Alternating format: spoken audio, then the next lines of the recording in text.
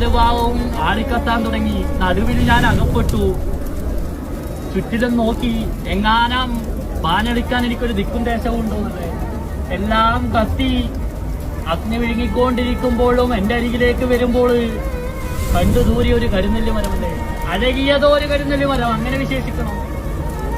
അഴകിയതോ ഒരു കരുനെല്ലി മരത്തിന്റെ മുകളിലേക്ക് പ്രാണരക്ഷാർത്ഥം ഞാൻ അഭയം പ്രാപിച്ചു. അല്ലേ, അന്ന് എല്ലാ ജീവജാലങ്ങളും കത്തിയമർന്നു. അവശേഷിക്കപ്പെട്ട രണ്ട് നാഗത്താന്മാരല്ലേ, കാളിയനെന്നും കരിവേലിയെന്നും രണ്ടേ രണ്ട് സർപ്പത്താന്മാര്. ഇതിന്റെ ഘാതകനത് ഞാനാണെന്ന് കരുതി അവരെന്റെ ഇടത്തെ മാർവിലും വലത്തെ മാർവിലും കെട്ടിക്കൊത്തി വിഷം ചെരിഞ്ഞു. നിങ്ങളൊന്നു വരും, അഗ്നിയിൽ വീണു അസ്ഥിപ്രപഞ്ചമായ യോഗം വന്നുപോലെ.